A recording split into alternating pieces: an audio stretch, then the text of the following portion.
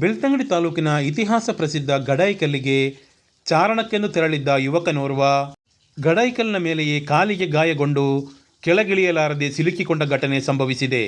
ಈತ ಗಡಾಯಿಕಲ್ನ ಮೇಲೆ ಸಿಲುಕಿಕೊಂಡಿರುವ ಮಾಹಿತಿ ತಿಳಿದ ಅಗ್ನಿಶಾಮಕ ದಳದವರು, ಶ್ರೀ ಕ್ಷೇತ್ರ ಧರ್ಮಸ್ಥಳ ಶೌರ್ಯ ವಿಪತ್ತು ನಿರ್ವಹಣಾ ಘಟಕದವರು ಹಾಗೂ ಸ್ಥಳೀಯರು ಸೇರಿ ಸಾಹಸಿಕವಾಗಿ ಆತನನ್ನು ಗಡಾಯಿಕಲ್ನ ಮೇಲಿಂದ ಸ್ಟ್ರಕ್ಚರ್ನಲ್ಲಿ ಹೊತ್ತುಕೊಂಡು ಕೆಳಗೆ ತಂದು ರಕ್ಷಿಸುವ ಕಾರ್ಯ ಮಾಡಿದ್ದಾರೆ.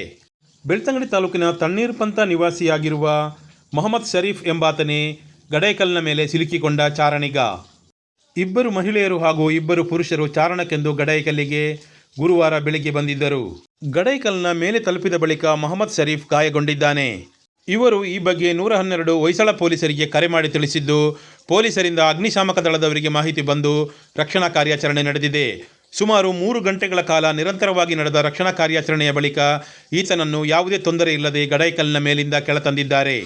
ರಕ್ಷಣಾ ಕಾರ್ಯಾಚರಣೆಯಲ್ಲಿ ಭಾಗವಹಿಸಿದ ಅಗ್ನಿಶಾಮಕ ದಳದ ಅಧಿಕಾರಿಗಳು ಹಾಗೂ ಶೌರ್ಯ ವಿಪತ್ತು ನಿರ್ವಹಣಾ ತಂಡದವರು ಈ ರಕ್ಷಣಾ ಕಾರ್ಯಾಚರಣೆಯ ಬಗ್ಗೆ ತಮ್ಮ ಅನುಭವವನ್ನು ಹಂಚಿಕೊಂಡಿದ್ದಾರೆ. ನಮಗೆ 112ದಿಂದ ಒಂದು ಕಾಲ್ ಬಂತು.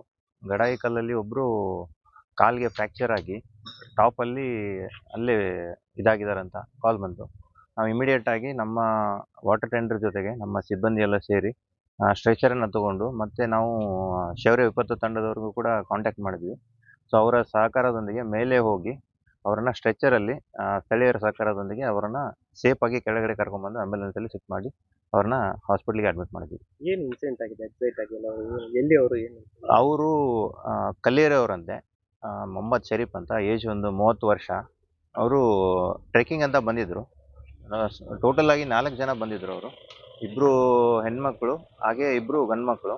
ಸೊ ಅದರಲ್ಲಿ ಒಬ್ಬರಿಗೆ ಏನಾಗಿದೆ, ಕಾಲಿಗೆ ಫ್ರ್ಯಾಕ್ಚರ್ ಆಗಿ ಅವರು ಅಲ್ಲೇ ಅವ್ರಿಗೆ ಊರೋಕ್ಕೆ ಬರ್ತಿರ್ಲಿಲ್ಲ.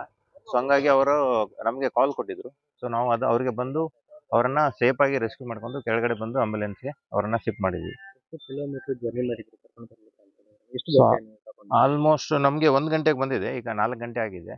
ನಾವು ನಮ್ಮ ಸ್ಟೇಷನಿಂದ ಇಲ್ಲಿಗೆ ಬರೋಕ್ಕೆ ಒಂದು ಅರ್ಧ ಗಂಟೆ ಹಿಡಿದ್ರು ಒಂದು 2.5 ಗಂಟೆ ರೆಸ್ಕ್ಯೂ ಆಪರೇಷನ್ ಮಾಡಿದ್ವಿ. ಗಡಾಯಿಕಲ್ನ ತುದಿಯಲ್ಲಿ ಇನ್ಸಿಡೆಂಟ್ ಮಾಡಿದ್ವಿ. ಹೌದು, ತುದಿಯಲ್ಲಿ ಅವರು ಇದ್ದರು.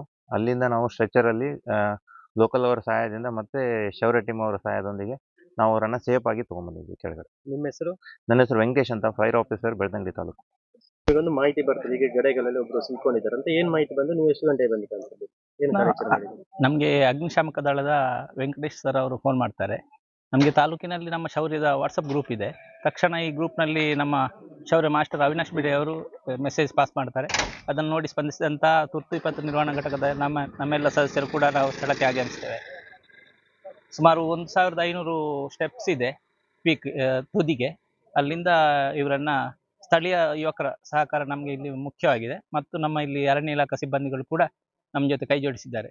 ನಿಮಗೆ ಅವರನ್ನು ಕರ್ಕೊಂಡು ಬರಲಿಕ್ಕೆ ತುಂಬ ಕಷ್ಟ ಆಗಲಿದೆ, ಯಾಕಂತ ಹೇಳಿದ್ರೆ ಅವರನ್ನು ಸ್ಟ್ರೆಚರಲ್ಲಿ ಎತ್ಕೊಂಡು ಬರಬೇಕಿತ್ತು. ಆದರೆ ತುಂಬಾ ಕಾಲು ದಾರಿ ಅದು. ಹೌದು.